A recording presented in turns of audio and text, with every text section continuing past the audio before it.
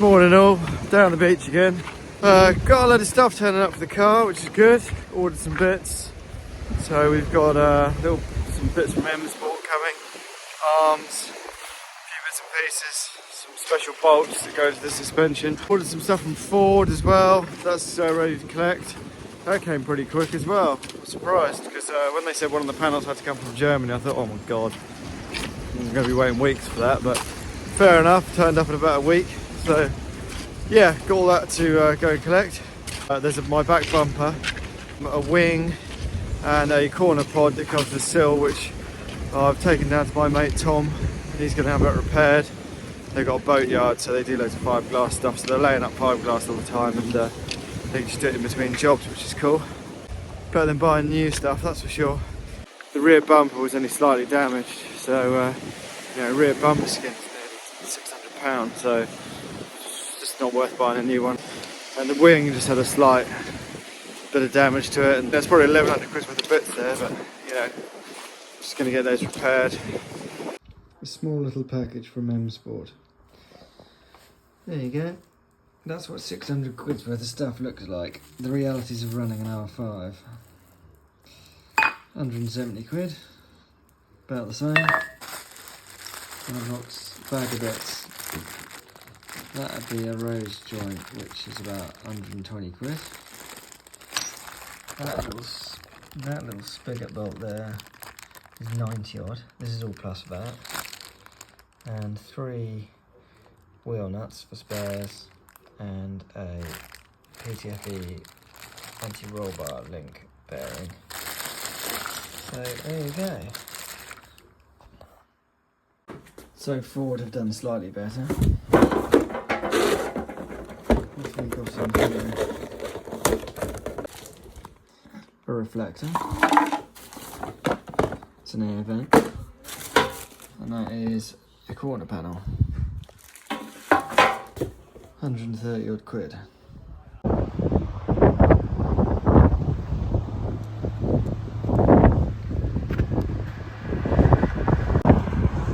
So, very kindly, my dear friend Tom Robinson down at Bembridge Outboards has repaired a few things for me. There's a wing, there's a side pod, look, and a bumper.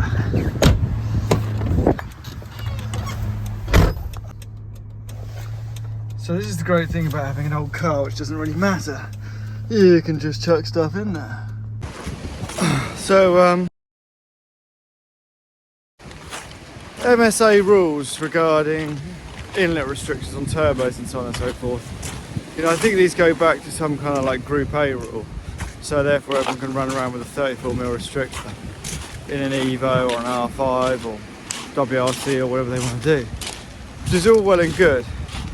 But it does start to create problems if you want to compete abroad, because obviously as homologated, an R5 is 32mm. So, you're in this country, you've really got to have the 34mm mat, generally, if you want to be at the most competitive you can be with your car. So that's what everyone runs. So it seems the rest of the world just pretty well run to as homologated spec, which is surely the purpose of that category. Now, I had this discussion with somebody else.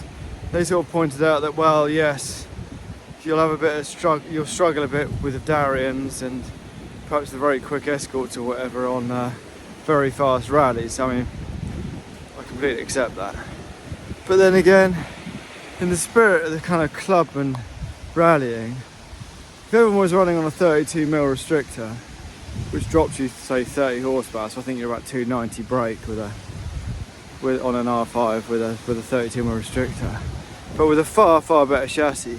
If it started to narrow the margins between the guy in his 40 grand Darien with a hot motor and the guy with the R5, which is obviously considerably more expensive, I think that can only be a good thing for club and motorsport, because you're then not just buying your way into having the quickest car. I mean, you're always going to be buying your way into having the quickest car, but I mean, there's a limit, isn't there? So like the guy, like I used to be in the Evo, I suppose what I'm saying is if you've got a current FIA homologated class, what is the purpose of then allowing those cars to run bigger restrictors and more power.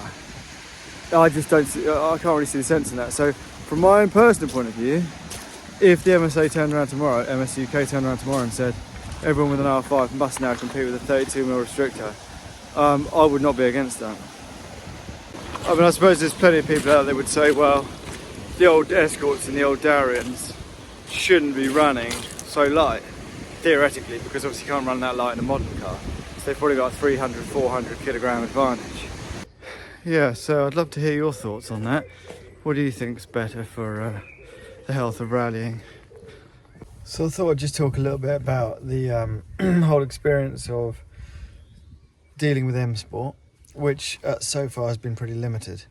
But I was put in touch with a guy called Simon Crawford at M Sport, and he arranged setting up my account and everything, because when you phone them up and say, oh, yeah, I've bought an R5, they suggest that you open an account with them, which basically just means you have an online portal with a login, and you go in there and there's an online shop, and basically all the parts are listed. There's loads of downloads for technical manuals, manual for the car, bulletins and updates and things like this, and it all seems very user friendly, and it's all very useful.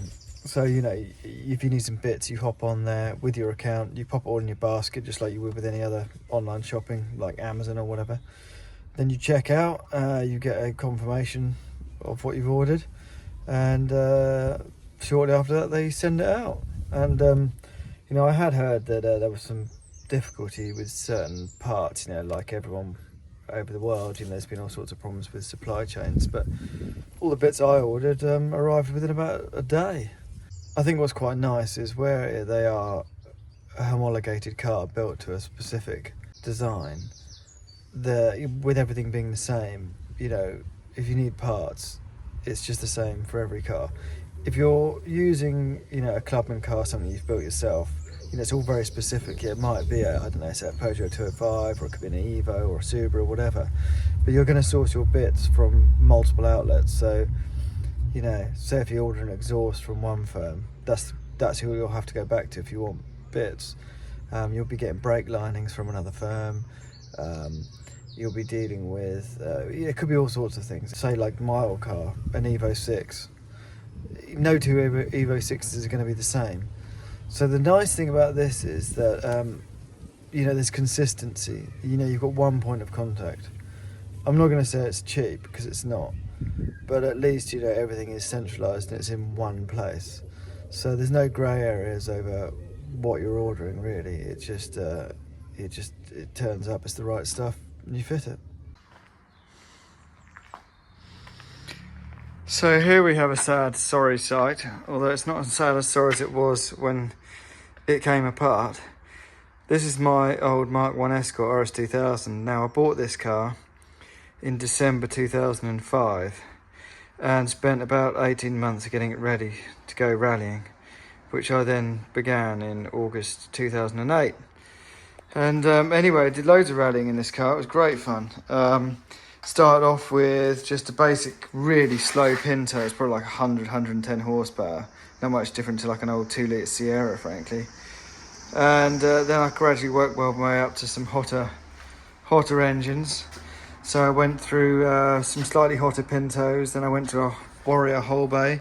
It was a historic car. I built it as a historic car to start with. And then, it had a really nice whole bay, and it all steel whole bay. And then I put in a aluminium blocked Warrior engine on injection. That was a 2.5. And shortly before that, on the old historic engine, I fitted a Sad F. And that was fantastic. But she got a bit tired and a little bit rusty.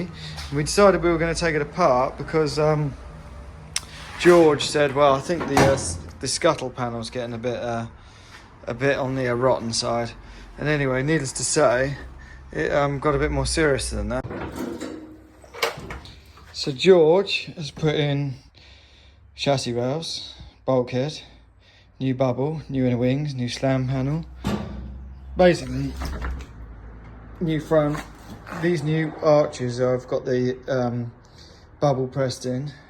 So basically everything's new. The bonnet's not, but that's in perfectly good order. All of this is new. Dash is original. It's had new sills.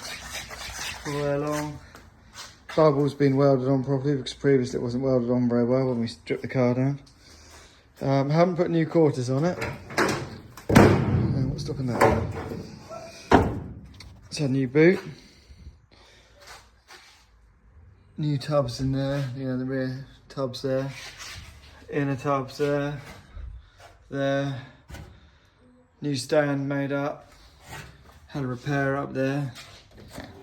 Literally pretty much everything. It's had new floors in here. These doors we changed for better ones. But yeah, so I had a lot of work this old thing, but the trouble is I keep doing other things. So the problem is that whilst this came apart, it didn't go back together very quickly. So it was 2017 this came apart. And then I bought a little Nissan Micra junior car and just did like one event, that was a hoot. Then I bought the Evo, and of course that proved to be a really, really, really good car for me. And then I managed to get some money together, I bought a BDG to go in that car. And I bought a gearbox and everything for it, but when the R5 prospect came along, I had to sell my BDG to finance getting the R5, so of course poor old Escort's on the back burner again, but it's not eating any grass, as someone said to me the other day, so it'll have to sit there for a minute. But yeah, it's a bit of a shame really. I'd like to get that going again and go and do some events. Something like Escort Rally Special would be cool. I haven't done a rally in it for 6 years, so c'est la vie.